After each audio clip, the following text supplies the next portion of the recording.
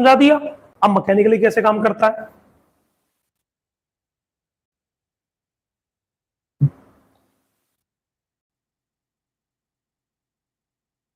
अगर हम मैकेनिकल को देखें, आप इमेजिन कीजिए ये एक आइस ब्लॉक है। आइस ब्लॉक के ऊपर दोनों साइड आपने थ्रेड लगा दिया, वेट दे दिया। बार-बार थ्रेड की टेंसाइल स्ट्रेंथ कितनी होती है?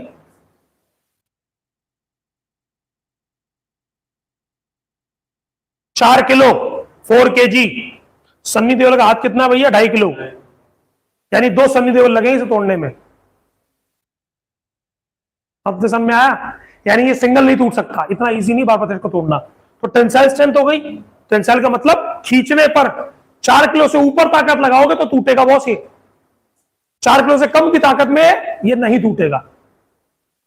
अब इसने क्या किया, ये धीरे धीरे करके ये धागा नीचे आता जाएगा और ऊपर का जो बर्फ का हिस्सा था, जैसे बर्फ बंद हो जाती है ना, ऐसे बंद हो जाएगी। यानी कटिंग और हीलिंग दोनों हो गई। ये हिस्से में धागा आगे बीच में, ऊपर का हिस्सा क्या किया, ये सारा हील कर गया, ये सारा हील हो गया। अब ऐसे ही कुछ दिन के बाद क्या होगा, धागा बाहर निकल आएगा। ठीक, जब स्किन के नीचे आ जाएगा, हम लोग निक लगा के ओपन कर सकते हैं या थ्रेड चेंज करते करते भी खत्म कर सकते हैं। समझ में आ गई सर बात? तो ये क्या हुआ, मैकेनिकल एक्शन दिखा ना। Wire on ice block, wearing weight on both side, wire cutting touch by pressure, ice block reforms and heal block. जब मॉडर्न सर्जन सर्जरी करते हैं तो हाफ फिस्टुलेक्टमी करते हैं और बाकी बचे जब स्पिंस्टर आता है तो वो भी प्रोलीन का थ्रेड डाल देते हैं। प्रोलीन का थ्रेड रिजॉल्व तो होता नहीं है, वो पड़ा रहता है। वो क्या करता है, मैकेनिकल एक्शन। समझे? वो एक तो काम करता है ड्रेन का, गाइडवायर का कि पस निकालता रहेगा, और एक क्या काम करता है, वो मैकेनिकल एक्शन। तो शास्त्र कैसे काम करता है, मैकेनिकल एंड केमिकल बोथ। समझ में आया सर?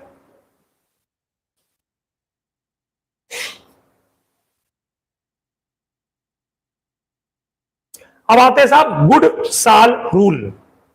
अब गुड साल रूल को समझने के लिए 2 मिनट अपने दिमाग को ठंडे में समझना, नहीं तो जिंदगी में प्रोबिंग नहीं आएगी।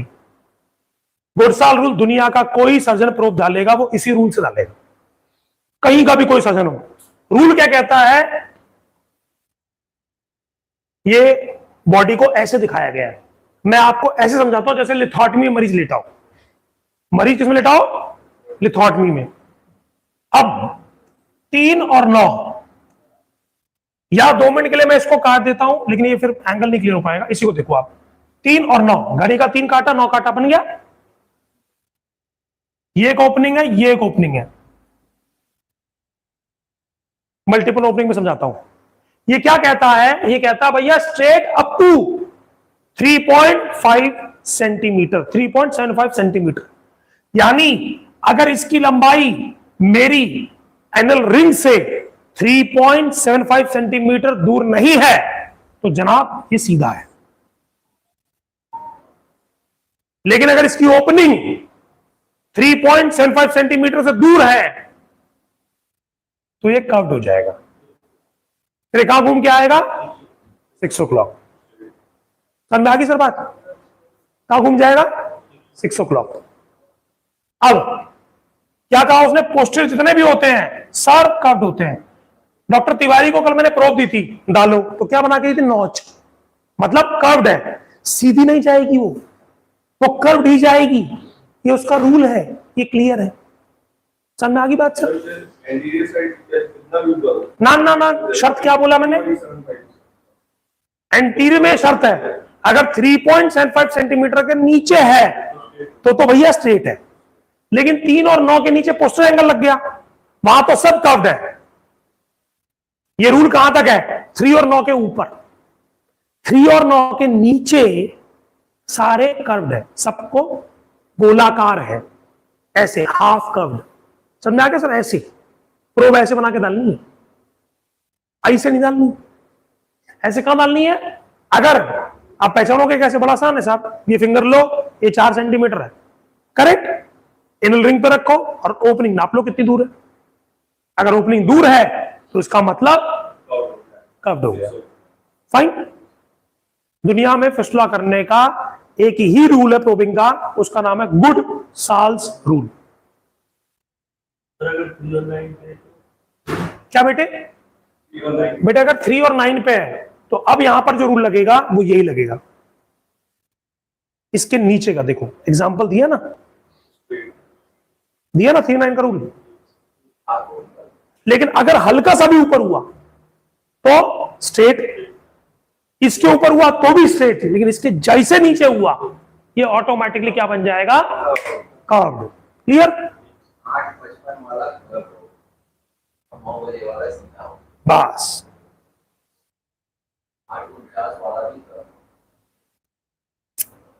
अब आते हैं साहब क्लिनिकल फीचर के ऊपर। अब पहचानो कैसे कि बगंदर है अंदर। Infrequently an internal opening can be felt as a nodule on the wall of anal wall. कल हमने क्या किया? हमने कहा जी अंदर फील करो, आपको या तो नोड्यूल, गड्ढा। अब वो क्या कहेगा? अगला सुनो, irrespective number of external opening there is almost invariably only one internal opening मिलती है, कई बार क्रेप्ट मिलती है, अभी क्रेप्ट भी आएगा। Hypertrophic papilla suggest that the internal opening lies within the crypt related to the papilla. तो crypt का कैसे समझना है भैया? जैसे रगड़ लग गई, कट लग गई, फाइब्रोसिस हो गया, बंद हो गया, लेकिन कैसे पहचानोगे? फिशर तो बंद होगा नहीं, लेकिन जो रगड़ होगी वो पेनलेस होगी, लेकिन होगा। हल्का पेन हो सकता है लेकिन सीवियर पेन नहीं होगा। तो क्रेप्ट का जैसे है ना, जैसे कल देखा था परसों वाला केस, फिस्टुला में जब प्रोब डालने बाहर से तो नहीं गई, क्रेप्ट था उसका, मुंह बंद हो चुका था। तो मुंह बंद हो जाएगा तो पहचान ये कि यहां कहीं कभी फंस गई होगी। एग्जाम्पल के साथ, जो आजकल दुबई के शेख है, उन्होंने कैसे पता लगाया कि यहां पर नदी बहती थी?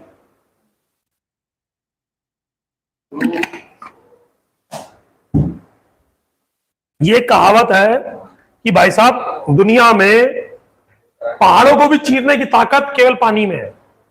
तो उस आदमी ने क्या देखा भैया? ऐसे ऐसे करके पहाड़ है। तो उसने क्या देखा यार, ये बाकी सब पहाड़ तो ऐसे ऐसे कनेक्टेड है, सिर्फ एक जगह रिज बनी हुई है। और रिज कौन बना सकता है? केवल नदी। तो उसने क्या किया? 200 फुट नीचे तक ड्रिलिंग कराई और वहां पर नीचे नदी बह रही थी। नदी ऊपर नहीं बह रही थी, अब नदी नीचे थी, पानी का जमाव था।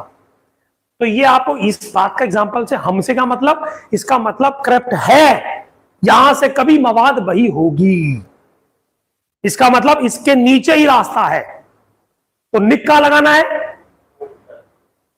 हमने जब पांडे जी का किया तो निक्का हमारा बाहर वाले पे वही मारा ना कि भैया यहां कभी नदी बही होगी तो प्रोब वहीं से पार की जाएगी। क्लियर?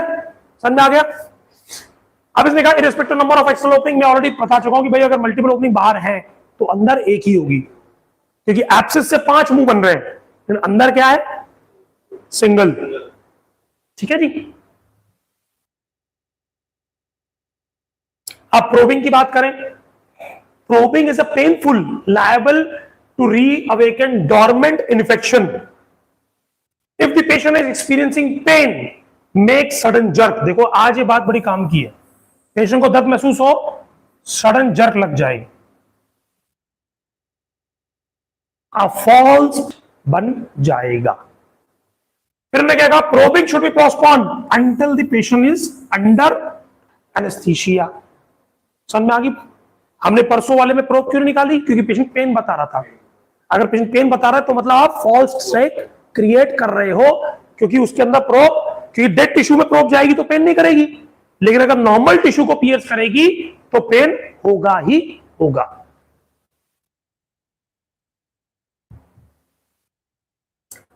अब कहा गया फिस्टुलोग्राफी। फिस्टुलोग्राफी कराओ, एमआरआई फिस्टोग्राम कराओ, रिकरेंट फिस्टुला हो तो करानी चाहिए, मल्टीपल ओपनिंग हो तो करानी चाहिए, हाई लेवल फिस्टुला तो कराना चाहिए, फिस्टुला ऑफ लॉन्ग ड्यूरेशन, बहुत लंबे समय से, 6 साल से 5 साल से, तो करानी चाहिए। उसके अलावा रेमिफिकेशन ऑफ फिस्टुला सस्पेक्टेड हो कि भैया 2-3 मुंह बन गए होंगे तो करानी चाहिए, हॉर्स शेप फिस्टुला हो तो करानी चाहिए। When original fistula is lies elsewhere, आपको डाउट है कि भाई साहब यहां नहीं है, इसका अंदर ओरिजिन कहीं ना कहीं दूर होगा तो करानी चाहिए। ठीक है, नेक्स्ट। अब MRI X-ray, These two are being developed as a technique of mapping the complex fistula showing good result. Radiography of thorax should be undertaken with the possibility of pulmonary tuberculosis consider. अभी क्या कहना चाह रहा भैया कि जब कभी भगंदर देखो तो किन बीमारियों के बारे में पहले चेक कर लो। वो क्या क्या बीमारियां हैं तो सुनो भैया, मरीज को डायबिटीज स्टेटस क्या है, मरीज का टीबी का स्टेटस क्या है, मरीज का अल्सरेटिव कोलाइटिस तो नहीं है, डायबोटिक्लोसिस तो नहीं है ऑफ कोलोन, प्रोस्टेट इन्फेक्शन तो नहीं चल रहा उसको, क्रॉन डिजीज तो नहीं चल रही। अगर ये बीमारियां आपने ओवरलुक कर दी तो भाई साहब आपका भगंदर कभी भी हील नहीं करेगा। ठीक है साहब, इस बात का ध्यान रखना है आपने।